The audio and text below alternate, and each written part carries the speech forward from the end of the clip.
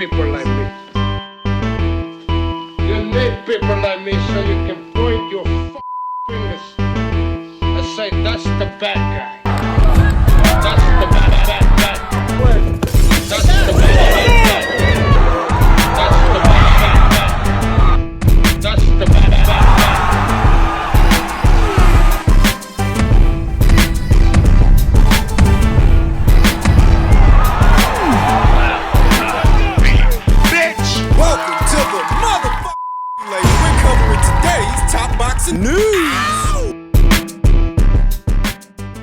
Okay, we'll start with this. The latest as it pertains to one of my favorite unbeaten up-and-comers, Thibeault, who took to her social media and stated, "Today marks the beginning of the Mila Cortina. To all competitors, good luck, and may you enjoy these games to your heart's content. The Olympic dream is something so special, not much can compare to it. In my career, it has brought me highs and lows. The journey is tough, and sometimes it feels unforgiving, but I don't regret it for a second. The friendships and the bonds I've created through this journey have been the most fulfilling and gratifying experiences. We've gone to war and won. We've gone to war and we've lost. Nonetheless, there is no one else I would rather do it with. The Olympic dream has set my heart ablaze for as long as I can remember." Here are 2 Olympic Games later, and it still calls to me, to my fellow Team Canada athletes, go out there and have fun. Show the world what we're all about. Wear your country's colors with pride and enjoy every second. Let's go, Canada!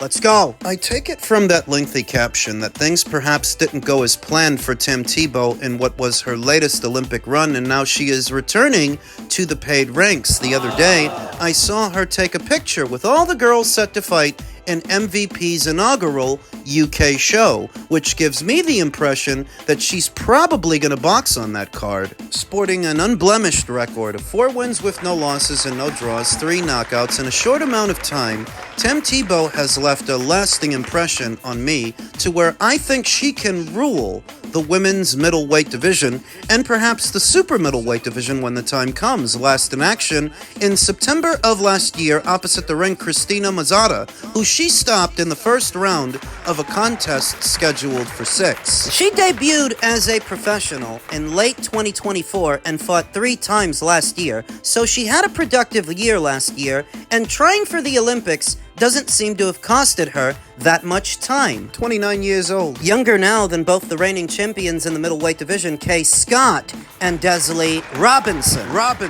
Thibeault at 29 has more than enough time to return to the paid ranks and pick up where she left off, get the momentum going, and work her way to an alphabet title, because there are only 2 reigning champions at this weight, and because I view Thibeault as being more talented and more dangerous than both. She can be undisputed champion before you know it. What are we really talking about? 2 to 3 fights? She can have a comeback fight, a little tune-up on the undercard of Dubois versus Harper, and then after that, move into a title fight with either Desley Robinson, who's already signed to MVP, or Kay Scott. I've heard it said before that some fighters' styles are more suited for the amateurs and others' styles are more suited for the pros. I think it's the latter with Thibeault. What she didn't get to do in the amateurs, I believe she will do in the pros. How so? This is a really, really hard puncher, Thibeault. An amateur boxing match really only lasts about 3 rounds, whereas in the paid ranks, we know a fight goes much longer than that. The amateurs,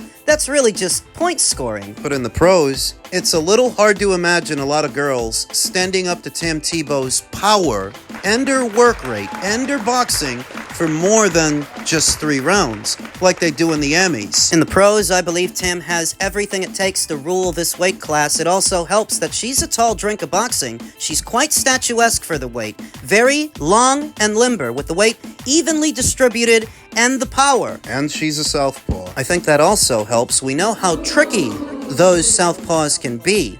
So as stated, whatever it was that Thibeault didn't get to do in the amateur ranks, she may get to do in the paid ranks, because I see a champion in her. More than that, I see a star. Thibeault's got the Gabby Fundora thing working for her, to where she's very big for her weight, opens the door for a lot of possibilities, and she's a strong finisher like Gabby Fundora. She gets knockouts. So I would say that MVP can do a better job of promoting Tam than Golden Boy's been doing promoting Gabby. So if what this lengthy caption heralds is Tam Thibeault's return to the paid ranks, I'm more than happy to hear it. I relish every opportunity to watch her work, and I'm looking forward to seeing her ring return. Elsewhere in the world of boxing, things you've already heard. Apparently Floyd Mayweather owes another jeweler more money. AJ's Jewelry sues Floyd Mayweather for not paying $1.4 million in watches. Jesus Christ, they're suing this guy for a condo in New York, they're suing him for watches in Florida. While he's suing Stephan Espinoza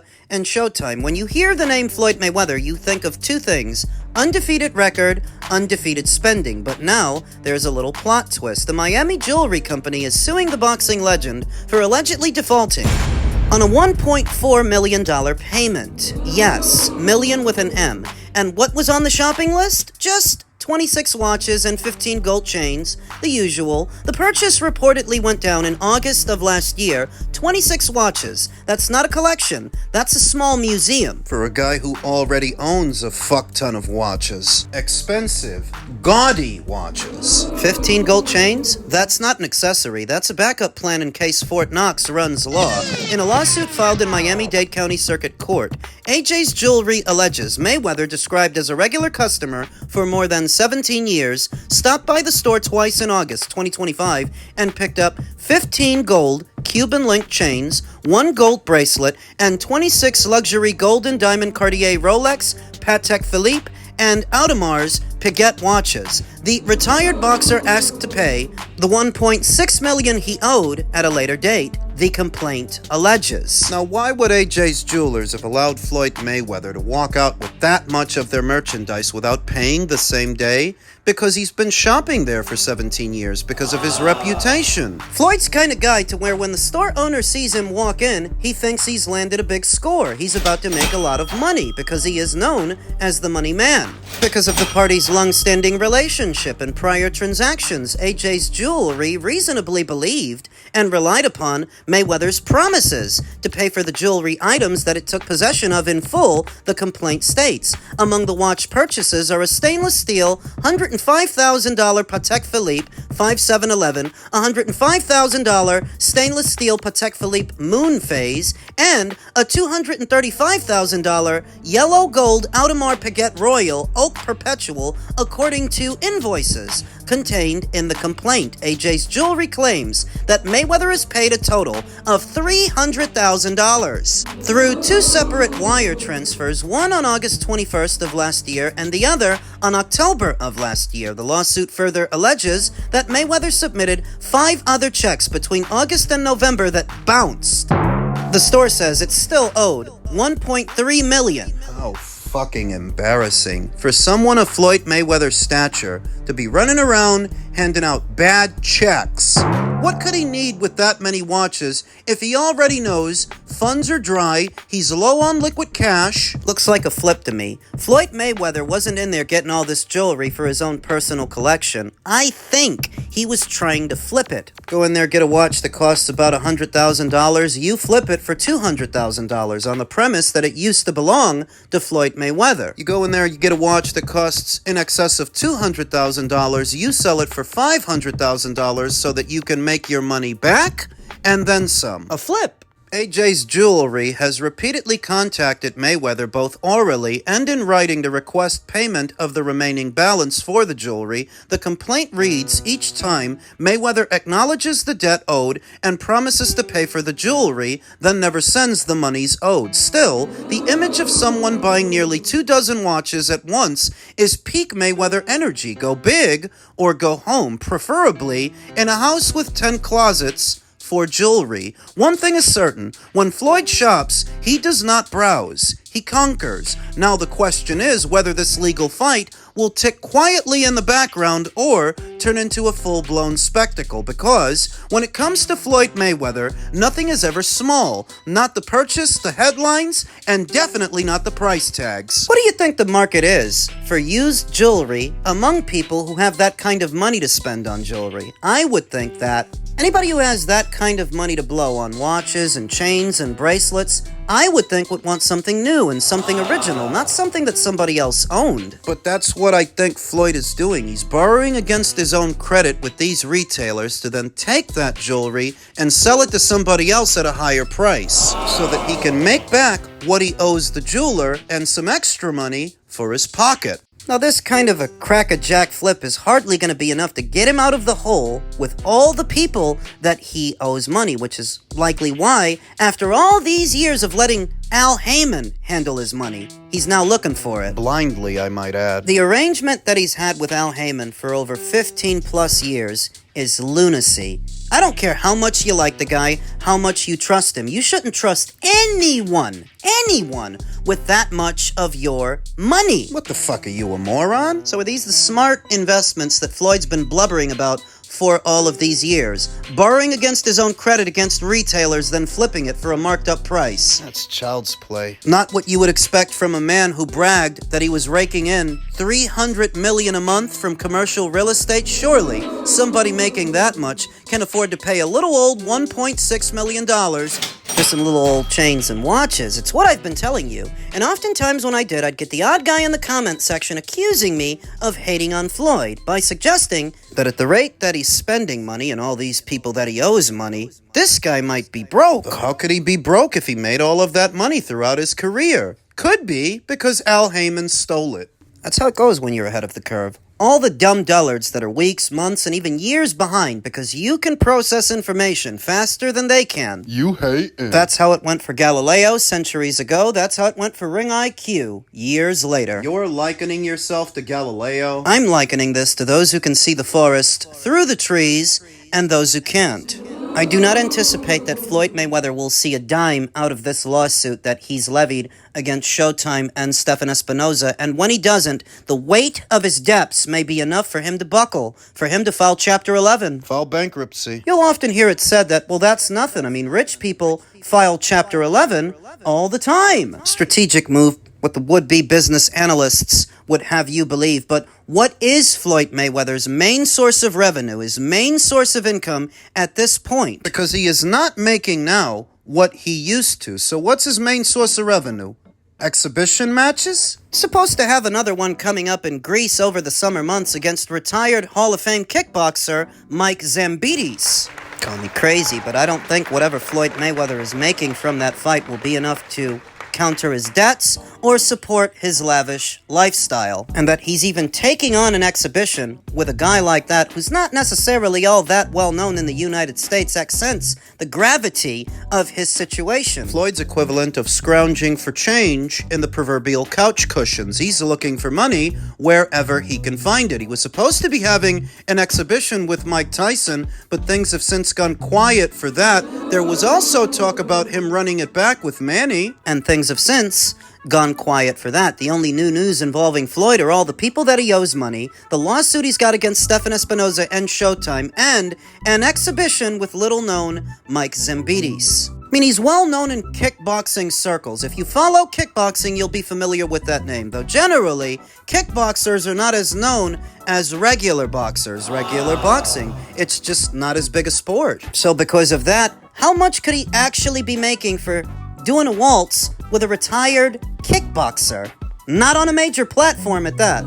Men's welterweight news. Shakur Stevenson took to his social media and stated, "I'm gonna cook Ryan badly. Remember I said it. 144, Ryan. Let's do it. I'll be at your fight now, scrub. Votto will be involved, so don't run from that." Ryan Garcia's name would have become attached to quite a few high-profile fights with high-profile fighters in spite of him coming off a loss to Rolly Romero in the only fight that he had all of last year. His name is attached to a potential Conor Benn showdown. Now it's attached to a Shakur Stevenson fight. Ryan Garcia himself only gets these opportunities for two reasons. Two primarily. One, because he's very beatable, but two, which is the most important, he's very popular. It's the only real reason so many guys would give a limited fighter like Ryan Garcia that many cracks at the apple, that many opportunities. But how do we know that Shakur Stevenson won't share the same fate with Ryan Devin Haney suffered?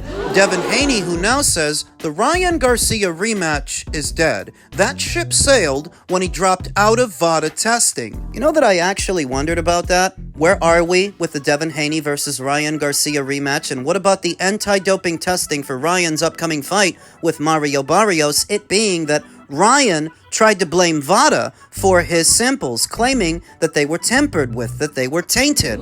Is he now going to have that same VADA handle the anti-doping testing for what is his world title fight? By all rights, he's supposed to, because the World Boxing Council works in tandem with VADA for what is their clean boxing program. Anybody boxing for a version of their title is supposed to be subject to VADA testing based on their bylaws, but we all know that the WBC's bylaws are made up as they go along and subject to change whenever the mood strikes them. So you don't think he's being tested? That wouldn't surprise me. In my humble opinion, Ryan Garcia is now back on the sauce, back on the juice, and I expect him to look with Mario Barrios the way that he looked with Devin Haney well over a year ago. The question is, if that version of Ryan Garcia shows up to a Shakur Stevenson fight, Can Shakur handle it? believe it or not, I think he can. I've long maintained that even though Shakur and Devin are both pure boxers, they both have the same base style, Shakur is more dynamic with it. He's a better pure boxer than Devin, with more bells and whistles. Manages the distance better than Devin. We've seen Devin hurt more times, many more times, than we've ever seen Shakur Stevenson hurt. By that many more guys. It's a fight that Shakur wants. It is a fight that Ryan wants. No, we good. He dropped out of VADA. He's making all the excuses. But it's okay. We're not even worried about him. I really want to fight Shakur. No, we need that Haney fight too, though. No, I know. That's always going to be there, though. But that's who I want to fight. I want to go from Barrios to Shakur. Oh, right, straight to it. Yeah. What 47? 44. You're making 44. I'll make a whole division called 44. Me and Shakur. 44? He said he'd do it. No rehydration, though. Yeah. Okay. Yeah. I mean, that's a huge fight, too. Yeah, and I know he's confident, so let's run it. But I feel like with all the bad blood now between you, I feel like you and Devin truly don't like each other. And like But how great the first fight was. You know me, I just love something about fighting so many people don't think I'm going to beat. It's like that Devin Haney effect. Right. It's like, you really think I'm not going to beat this You're guy? like a 9-1 underdog, yeah. Yeah, and the thing is, with Shakur, they're going to be all thinking he's going to spank me, blah, blah, blah, all this shit. Right. And when I get in there and I start hitting him, it's going to be a whole, because I'm not one of those fighters that don't have a quick eye. He knows that my eye is quick. He like, I have that same eye twitch that Shakur has. I do. He knows it. We fought in the amateurs. I beat you. Don't even play around. You know I did. They robbed me because of, you know, your coach was doing something with that girl at the USA boxing. Don't think I don't know that. I know the shit.